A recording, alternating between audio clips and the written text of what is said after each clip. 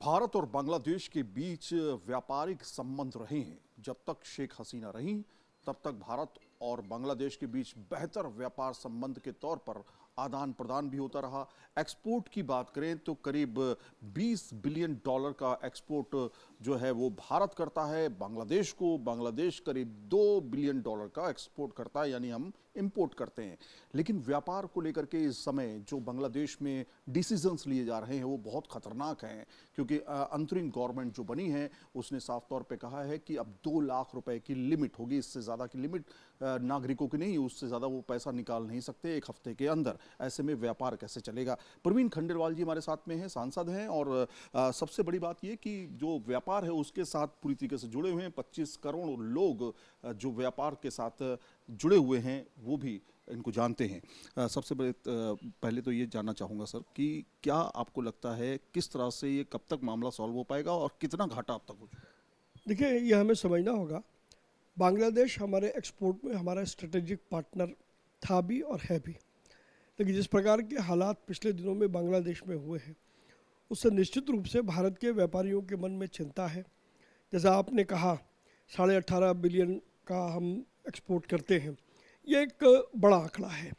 लेकिन मुझे लगता है कि आने वाले हफ्ते 10 दिन में अभी हमें वेट एंड वॉच वाली स्थिति पर रहना पड़ेगा और एक बार वहाँ देखना पड़ेगा कि वहाँ जो सरकार अब आई है वो सरकार व्यापार को लेकर के क्या कदम उठाती है। अभी तक व्यापार के विषय में उस सरकार के जो जिम्मेदार लोग हैं उन्होंने भी कुछ ज़्यादा कहा नहीं है। दूसरी तरफ ये भी एक सत्य है कि बांग्लादेश बहुत चीज़ों के लिए भारत पर निर्भर रहता है। तो उस स्थिति में व्यापार को रेस्टोर करने से विन विन सिचुएशन होगी दोनों देशों के लिए। लेकिन ये बात ज़रूर है, आज भारत के व्यापारियों का बहुत सारा जो स्टॉक है वो ट्रांजिट में है। जो मटेरियल वहाँ पर चला गया ये हालात बदलने से पहले, उसका फेट क्या होगा और भविष्य में जो व्यापार होने की संभावनाएं थी वो क्या होगा, सब पर एक बड़ा क्वेश्चन मार्क जरूर लगा है। मुझे लगता है कि आने वाले हफ्ते 10 दिन के बाद कुछ स्थिति स्पष्ट होनी चाहिए और मैं उम्मीद करता हूं कि भारत और बांग्लादेश के बीच में व्यापार पुनः रेस्टोर हो सकेगा। लेकिन बहुत सरल तरीके से अगर हम समझे तो किसी भी देश के साथ जब व्यापार होता है तो मूवमेंट बहुत ज़्यादा होता है, फ्रेट बहुत ज़्यादा होता है। उस समय मूवमेंट के खास तौर पे भारत के साथ अनाज है, रासायनिक पदार्थ हैं, या फिर सीमेंट है, तमाम ऐसी चीज़ें एक्सपोर्ट करता है भारत। ऐसे में वहाँ माल तो चला गया लेकिन उसका पैसा वापस नहीं आया, इसकी शिकायतें बहुत। वही एक चिंता है। 2 बातें हैं। इस घटना से पहले जो व्यापार हुआ उस व्यापार की जो रेमिटेंस आनी थी, एक सवाल उस पर खड़ा है। दूसरा सवाल ये खड़ा है कि जिस मात्रा में हमारा एक्सपोर्ट बांग्लादेश को होता था वो उस एक्सपोर्ट का भविष्य क्या होगा।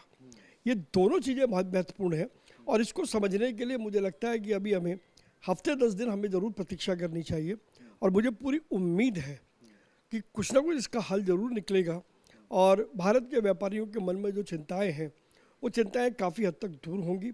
जहाँ तक भारत सरकार का सवाल है तो प्रधानमंत्री श्री नरेंद्र मोदी जी के नेतृत्व में सरकार ने भी स्थिति पर पूरी तरीके से नज़र रखे हुए है और मुझे लगता है कि दोनों सरकारों की जब आपस में बातचीत होगी तो काफ़ी चीज़ों का हल निकल करके आएगा। आप तो आखिरी सवाल इस पर, आप तो नज़र और रखे होंगे क्योंकि आपके साथ व्यापारी सब सारे जुड़े हुए हैं। आपको क्या लगता है, क्या इनपुट्स मिल रहे हैं व्यापारियों की तरफ से और किस तरह से मुश्किलें उनकी सॉल्व कर रहे हैं?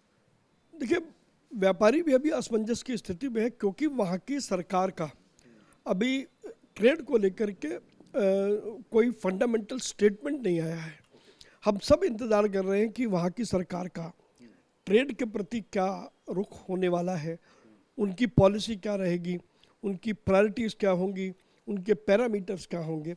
एक बार उसके विषय में थोड़ी सी अगर जानकारी आ जाती है तो भारत के व्यापारियों को निर्णय लेने में सुविधा होगी। शुक्रिया न्यूज़ नेशन से बातचीत करने के लिए। फिलहाल अभी बांग्लादेश के साथ में वेट एंड वॉच वाली स्थिति है। जिस तरह से हालात धीरे धीरे सामान्य होने की उम्मीद है उसको लेकर के व्यापारी अब इंतजार कर रहे हैं। वीडियो जर्नलिस्ट सुभाष चंद्रा के साथ सैयद आमिर हुसैन, न्यूज़ नेशन, दिल्ली।